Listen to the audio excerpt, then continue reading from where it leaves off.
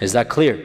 Anybody who claims he is a Nabi, you can call him a title, and that title is, you are a Dajjal. A Dajjal. As for the Dajjal, that will be the last of them, the 30th of them. That is the big Dajjal. That is the worst of them. And before that time, there will be plenty of mini Dajjals. And we had one here in America as well. This Louis Farrakhan. Elijah Muhammad. Elijah Muhammad, the founder of the Nation of Islam, he claimed that he is Nabi. And he claimed that Allah inspires him.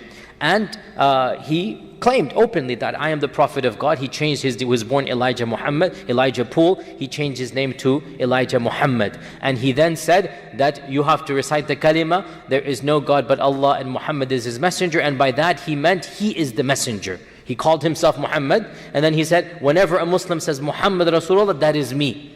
And so he taught to his people this, and he is one of the last of the Dajjals to come, and Allah knows how many will come until the end of times. But we are now interested in the big Dajjal, the final Dajjal. And there are, before we get to the ahadith about Dajjal, there are two interesting aspects that are found in hadith literature that confuse the average reader, and in fact they even confuse some of the Sahaba. So they still remain elements of confusion about the issue of Dajjal. The first of them was that there was an individual who lived at the time of the Prophet ﷺ, whom even the Prophet ﷺ for a period of time didn't know, is he that Dajjal or is he a minor Dajjal?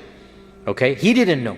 And this incident is mentioned in Sahih Muslim and many books of hadith. It is an authentic incident. Multiple narrations exist about a certain young man who lived in Medina, who was from one of the Yahudi tribes. And he was a sorcerer. He had a connection with the jinn. He would call the jinn. And he was a magician. And he would pretend he knew the future. And he would foretell the future. You know, in English we call them a soothsayer. He would foretell the future. And in our religion, anybody who pretends to know the future is a liar. And in our religion, anybody who invokes the jinn and calls out to the jinn, this is a magician. We don't call out to the jinn. We don't do anything for the jinn. And perhaps in another lecture, I'll talk about this reality of how mankind has a relationship with the jinn, which is a very scary and interesting and deep topic, and all of our men and women love talking about the issue of jinn. Jinn stories are swapped at night when the hours become in the wee hours of the night. It becomes common to swap ancient jinn stories, and inshallah one day I'll give an academic lecture. What is all of this? Is there something called jinn? Is there something called magic? And inshallah we'll explain at that stage. For now, realize that it is possible for evil people to invoke the jinn. It is possible. And when they do so, this is what we call magic. And that's why magic is haram. It is always haram to invoke the jinn, because they are wanting nothing but evil. Whoever does so must sacrifice tawheed and get involved in shirk. Because the payments that jinns accept, evil jinns, because you have good jinns as well, the payments that jinns accept is what? Do you think they will accept your American Express? Do they care about dollars and cents? What is the currency you will give the jinn? Your worship. That's the only thing the jinn wants. The jinn doesn't care about your credit score. He doesn't care about your credit cards and your money. What will the jinn do with credit cards and money? What does the jinn want? The same thing he wanted, Iblis wanted, that ana khayrum min. I am better than this creation. Let this creation bow down to me. Let this creation worship me. And if the jinn gets this, in return, the jinn will do some favors for you. Right? We'll go and tell you something that whatever. So we'll talk about that when we get to it. So there was this magician at the time of the Prophet ﷺ by the name of Safi ibn Sayyad. That was his name. Safi ibn Sayyad. And some say his name was Abdullah ibn Sayyad, but his name was Safi. Safi ibn Sayyad. And he was from one of the Yahudi tribes who remained living in Medina for a number of years. Not all of the Jewish tribes were expelled. Some small families remained. And he was from of those tribes that lived on the outskirts of Medina. And when our Prophet ﷺ migrated to Medina, Safi ibn Sayyad was a young child, and he was about to reach puberty. And that's when, and so he's around 13 years old. And that's when our Prophet ﷺ begins interacting with him. And there are a number of interesting narrations about Safi ibn Sayyad. Of them is that the Prophet ﷺ heard that there is this young child who has these visions of the jinn. He predicts the future. And so Umar and the Prophet ﷺ, this hadith is in Sahih Muslim, they walked towards a group of children who were playing, and amongst them was Safi ibn Sayyad. And Ibn Sayyad is his name. He's called in hadith literature Ibn Sayyad. Ibn Sayyad was not aware that the Prophet ﷺ was coming until he was right behind him.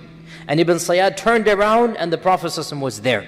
So the Prophet ﷺ said to Ibn Sayyad, do you testify that I am Rasulullah? Do you testify I am Rasulullah ﷺ? And Ibn Sayyad said, I testify that you are the Rasul of the Ummiyin, in a derogatory manner. You are the Rasul of the unlettered people. You're not Rasul to me, you're Rasul to the unlettered folk. So the Ibn Sayyad then said to the Prophet ﷺ, and he's 12, 13 years old, look, he said, do you testify that I am Rasulullah? What did we say? One of the signs of a Dajjal is what? Dajjal claims he is Rasul. Right? So he is now saying, and look at the arrogance. And this also shows you that this is what happens when you start getting involved in magic. You really become a very evil person. How dare, in front of the face of the Prophet, and you are twisting the question and you're saying, okay, you ask me, now let me ask you, do you testify that I am Rasulullah? And the Prophet ﷺ said, Amantu billahi wa rasulihi. I believe in Allah and His Messenger. That was his response. And he said to Ibn Sayyad, what do you see? What do you see? What visions come to you? Ibn Sayyad said, I see two people come to me. One of them tells the truth, one of them tells lies. The Prophet ﷺ said, rather, the matter has been made confusing for you, meaning both of them are telling lies. Then the Prophet ﷺ said, I have a test for you. I have hidden something for you. And what was that thing that he was hiding? He was hiding a verse from the Quran, which is, يَوْمَ يَأْتِ السَّمَاء, what's the hafidh here? فَانْتَظِرْ حَتَّى, what is it? Yes, what is the beginning of it? My mind is a little bit awkward because of the Hajj. I'm still not fully recovered. فارتقب يوم تأتي السماء بدخان مبين. فارتقب, I'm saying فانتظر. فارتقب يوم تأتي السماء بدخان مبين. Okay, so the Prophet had recited this verse to the Sahaba, and he's saying, I'm testing Ibn Sayyad. He says he knows ilm al-ghayb. He says he knows everything. Okay, I just recited this verse. Let's see, does he know did I recite this verse or not? You see the test, right? And by the way, any person who charges you $5 an hour to predict the future is betraying his own lies when he's forced to charge you $5 to predict the future. If he knew the future, he would be investing in Bitcoin and the stock market and become multimillionaire instantaneously. The fact that he has to charge you $5 to read your hand, the fact that you have to call in $3.99 per minute to predict the future, indicates what a liar that person is. Is that clear what I'm saying, right? So the Prophet is testing. This is a man, he is claiming he knows ilm al-ghayb. He knows everything. Okay, I just recited a verse 20 feet away from him. Let's see whether he can tell his followers what I just recited to all of you. Simple test, right? فَارْتَقِبْ يَوْمَ تَأْتِ السَّمَاءُ بِدُخَانٍ مُبِينٍ. He had recited to Umar ibn al-Khattab. Now he goes to Ibn Sayyad and he says to Ibn Sayyad, I have a test for you. Do you know what it is? Do you know what I have hidden for you?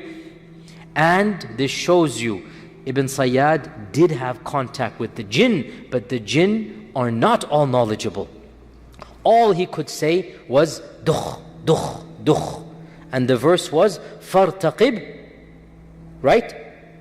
فَارْتَقِبْ يَوْمَ تَأْتِ السَّمَاءُ بِدُخَانٍ مُبِينٍ. And the jinn narrated 2 letters, dukh, dukh, dukh, and not the whole verse. The whole verse. You see that, right? So there was some jinn that was communicating with Ibn Sayyad, and he wasn't able to do it. So the Prophet said, "Ikhsa ya adu wallah." And ikhsa literally translates as shut up. It is a harsh word. Ikhsa, the English word is shut up. And the Prophet was never harsh except to those who deserved it. Ikhsa ya adu wallah. Shut up, O enemy of Allah. Falan ta'du qadrak. You shall never go beyond your meagerness. You think you are so big, you're never going to go beyond this.